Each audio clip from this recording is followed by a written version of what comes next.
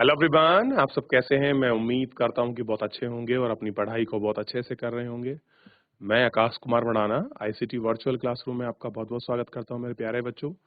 जैसा आपको पता है मेरे प्यारे बच्चों, बेसिकली हमारी आपका 7th क्लास है और आपका 7th क्लास के अंतर्गत हम लोग देख रहे हैं हमारे अतीत सेकंड जो हमारी बुक है उसको देख रहे हैं, यानी कि हिस्ट्री की बुक हमारी चल रही थी। और जैसे मैंने कहा था मेरे प्यारे सभी बच्चे, हिस्ट्री की बुक को ही आप लोग लेकर आएंगे क्योंकि हम लोग उसको ही अपनी पूरी कंप्लीट करेंगे और उसके बाद हम कोई नई बुक चलाएंगे। ठीक है, तो हम लोग जो था हम आपका इस चैप्टर के अंतर्गत आपका देख रहे थे बेसिकली दिल्ली सल्तनत। क्लियर है?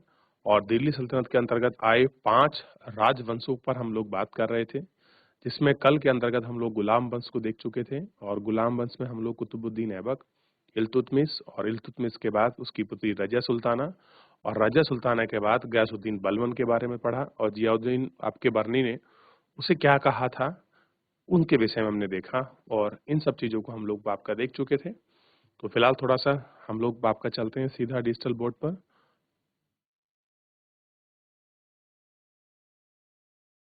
ध्यान दीजिए, जो कल हम लोग आपका चैप्टर देख रहे थे हमारे समक्ष है और चैप्टर था, आपको पता होना चाहिए, 12वीं से 15वीं शताब्दी के बीच। तो 12वीं से 15वीं शताब्दी के बीच हम क्या देख रहे थे? हम उन्हीं सारे जो आपका दिल्ली के दौरान जो आपके राजवंश आए उनके विषय में देखा। क्योंकि हमने सबसे पहले देखा जब ये राजवंश आए तो सबसे पहले आरंभिक तौर पर जो भी आपके इनिशियल थे वो सबसे पहले कौन थे? तो हमने उनमें पढ़ा कि भैया इनमें सबसे पहले आने वालों में से अगर मैं आपकी बात करूं तो वो कौन थे? सबसे पहले थे अनंगपाल तोमर, जिसने आपका दिल्ली पर अपना शासन किया था। ठीक, गोजर प्रतिहार वंश की शाखा से माने जाते हैं। उसके बाद जो है कौन आए? पृथ्वीराज चौहान। आपको पता है पृथ्वीराज चौहान ने 2 लड़ाई लड़ी। एक लड़ाई लड़ी थी आपका 1191 में और दूसरी लड़ी 11 आपका 92 में, जिसको हम बोलते हैं आपका तराइन का द्वितीय युद्ध। और आप जानते हैं तराइन का द्वितीय युद्ध महमूद गोरी के बीच लड़ा गया और महमूद गोरी क्या करता है? पृथ्वीराज को बंदी बनाकर वापस अपने साथ ले जाता है और उसके पूरे साम्राज्य को, उसके पूरे क्षेत्र पर अपने गुलाम कुतुबुद्दीन ऐबक को छोड़ जाता है, जिसने गुलाम वंश या तुर्की वंश की स्थापना की। और हमने इनके अंतर्गत 4 राजवंशों को पढ़ा, उनके टाइम पीरियड को हमने पढ़ा। इसके बाद आते हैं आपके खिलजी, और खिलजी कब रहे? 1200 आपके 90 से लेकर 1320 के बीच का इनका टाइम पीरियड है। इनको हम देखें। और खिलजी के बाद आएंगे आपका तुगलक वंश और तुगलक के बाद आएंगे सैयद और सैयद के बाद लोदी और लोदी को शिफ्ट करके अगर कोई आएगा तो दिल्ली में आएगा मुगल और मुगल में पहला शासक बनेगा बाबर। क्लियर है? इतना हम लोग बात कर रहे थे। तो कुछ हमने सुल्तानों के अधीन उनकी भाषा, उनके तरीकों को इसमें देखा, किस किस आपके चीजों को हमने पढ़ा, रजिया कैसे गद्दी पर बैठी और सबसे योग्य शासक थी। इतिहासकार मिनाज ए सिराज ने उसके क्या स्वीकार किया, कैसे उसको 1240 में गद्दी से हटा दिया गया। मिनाज ए सिराज ने क्या लिखा है उसके बारे में कि योग्य होने के सारे गुण उसके अंतर्गत हैं। ठीक, और उसके साथ साथ कुछ और एग्जाम्पल दिया है कि कातिकीय राजवंश की महारानी थी रुद्रमा देवी, उसने कैसे शासन किया। ठीक, और किद्दा ने अपने प्रति कैसे भरम बाप का फैलवाया था कि वो पुरुष है। तो ऐसे बहुत सारे हैं और एक बाप की मूवी भी बनी हुई है बाप का रुद्रमा देवी के ऊपर और आपको दिखाई देगा। ठीक है, तो आप इसको देख सकते हैं कि किस तरीके से ये सारी चीजें हमको यहाँ पर देखने के लिए मिली। तो कल इतना हम लोग पढ़ चुके थे।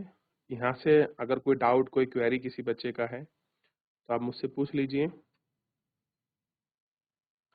कोई डाउट किसी बच्चे का?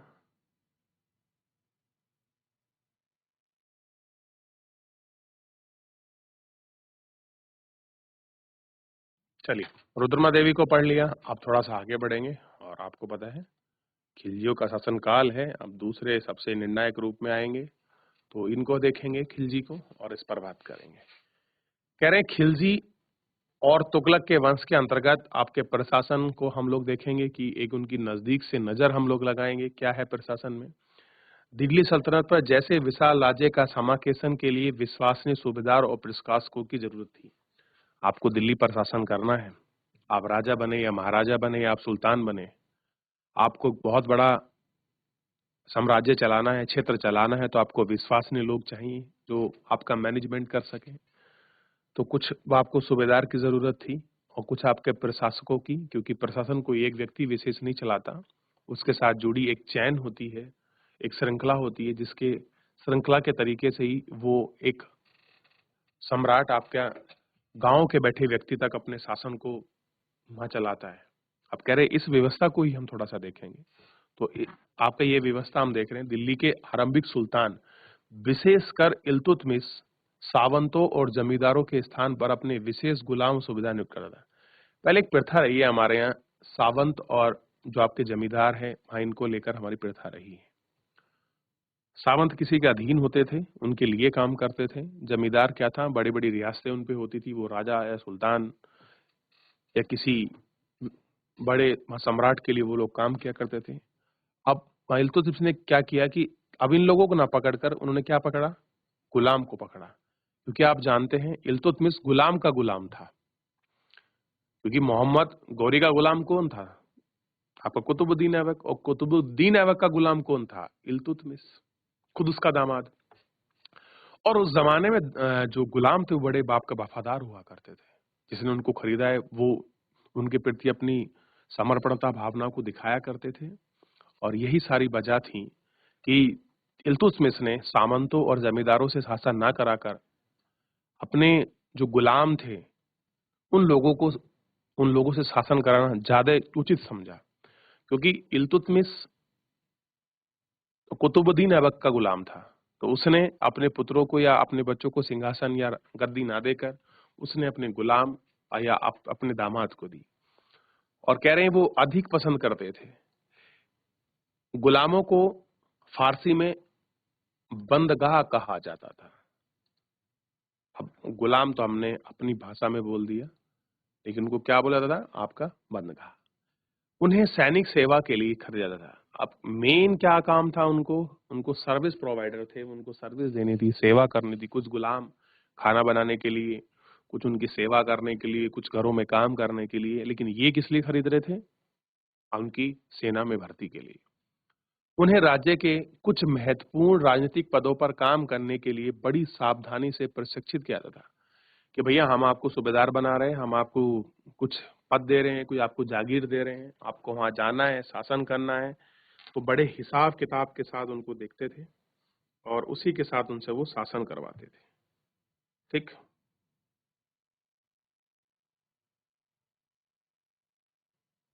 अब कह रहे हैं कि बेटों से बढ़कर थे गुलाम। लोगों को उस टाइम में जो गुलाम थे, गुलामों को उन्होंने ज्यादा तवज्जो दी है। क्या दी है? गुलामों को ज्यादा तवज्जो दी है। देख लिया।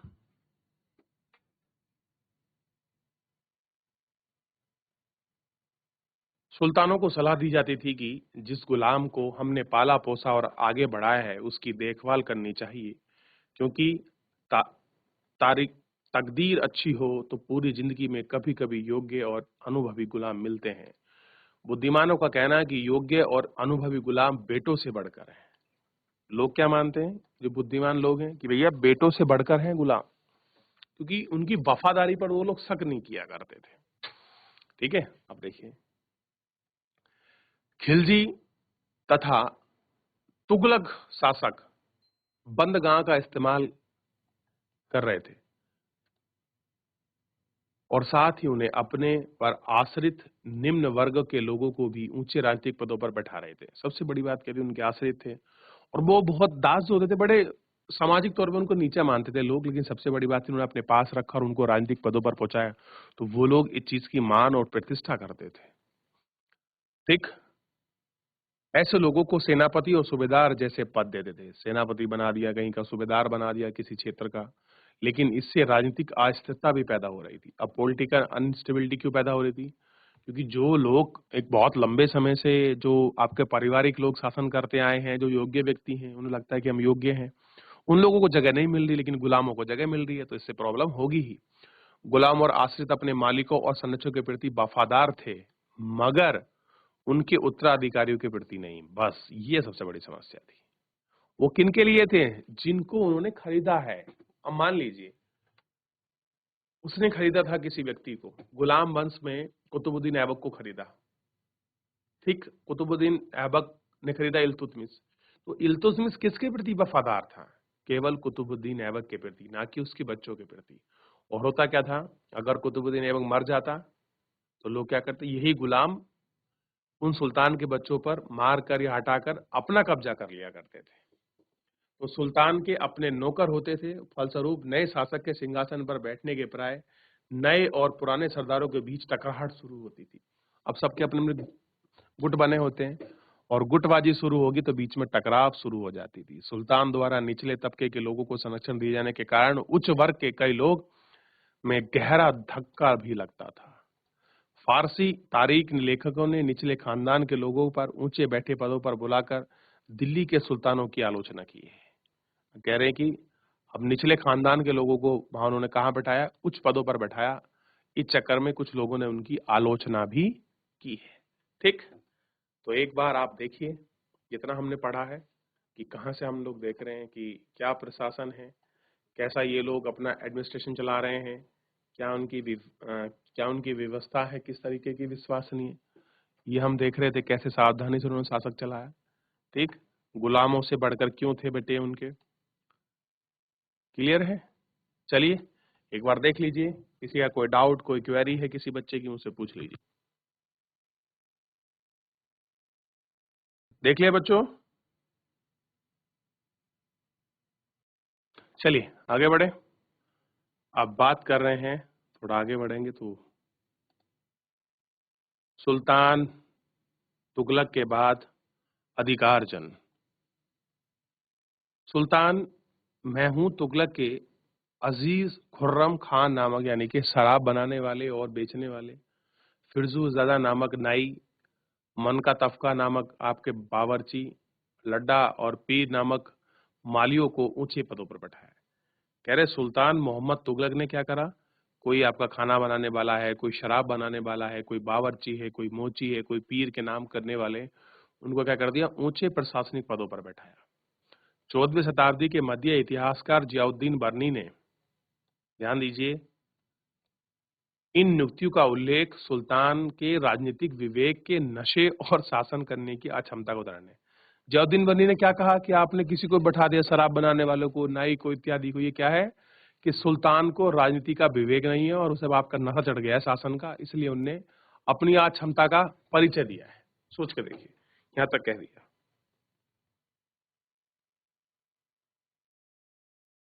चलिए देख लिया।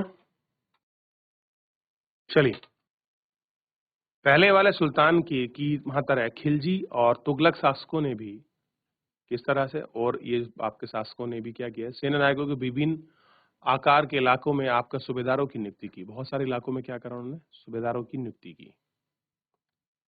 ये इलाके इक्ता कहलाते थे, जो आपने बहुत सारे क्षेत्रों में इनकी नियुक्ति की, ये क्या कहलाए, इक्ता कहलाए। ठीक, क्या कहलाए, इक्ता। और जिसके पास इक्ता थी वो क्या था, इक्तादार। देखिए, इन्हें संभालने वाले अधिकारी इक्तादार या आपका मुफ्ती कहे जाते थे। तो आपको मुफ्ती का मीनिंग समझ आएगा कि भैया मुफ्ती कौन है और इक्तादार कौन है। मुफ्ती का फर्ज था कि सैनिक अभियानों का नेतृत्व करना और इक्ताओं में कानून और व्यवस्था बनाए रखना। अपनी सैनिक अपनी सैनिक सेवाओं के बदले वेतन के रूप में मुफ्ती के इलाकों का राजस्व की वसूली करते थे। अब उन्हें सैनिक बदले में क्या मिलता था कि भैया आप जाओ और आपको एक क्षेत्र दे देंगे, आप वहां से अपना राजस्व वसूलना और उसकी आपकी वसूली करना। ठीक,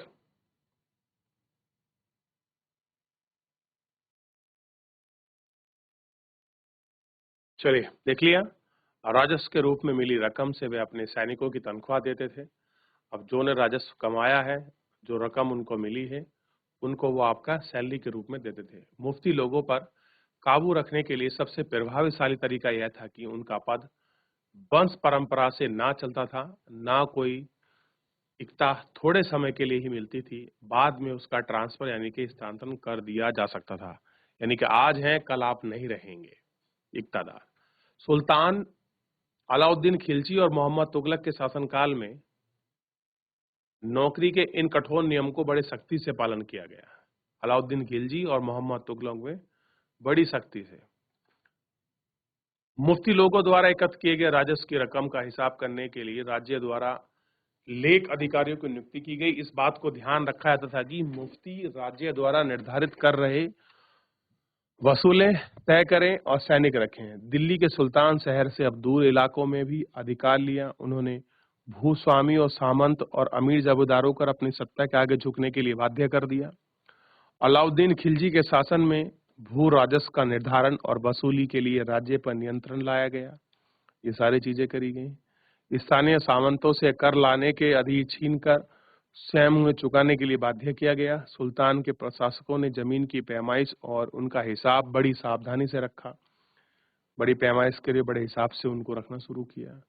पुराने सामंतों और जमींदार का निर्धारण वसूल कर अधिकारी के रूप में सुल्तान नौकरी करने लगे। 3 तरह के वहां कृषक पर कर थे। खिराज कहा जाता था, जो सुल्तान की उपज का 50% होता था।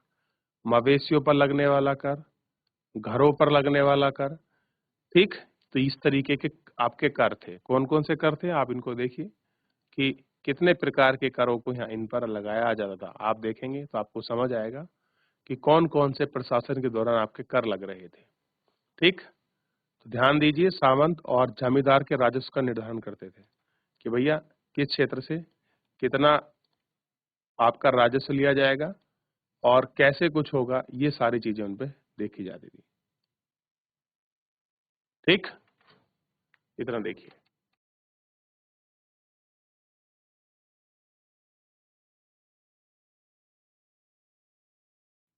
कुछ पूछना है तो आपको पता है कि लंबे जो क्षेत्र हैं उन पर शासन आपका कैसे होगा, उनमें क्या क्या आपके चीजें थी, कहाँ से मैदानी इलाके निकलते थे, किस तरीके से वो सक्षम और असक्षम थे, इस तरीके से आप इनको देख सकते हैं।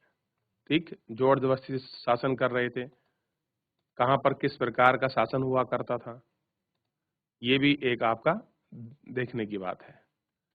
ठीक, तो क्या व्यवस्था है, सुल्तान की नज़र में कैसी चीजें रहीं, किन पर वो आश्रित होकर चलते थे, कैसे कुछ था, किसी को कुछ यहाँ तक आपको जानना है, कोई डाउट है किसी क्वेरी का?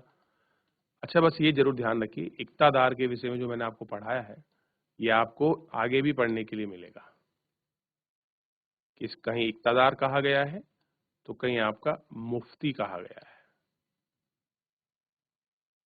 ठीक, ये आपको ध्यान रखना है। ठीक है, आगे आप जब हिस्ट्री पढ़ोगे तो बहुत बार ये शब्द आपको मिलेगा पढ़ने के लिए।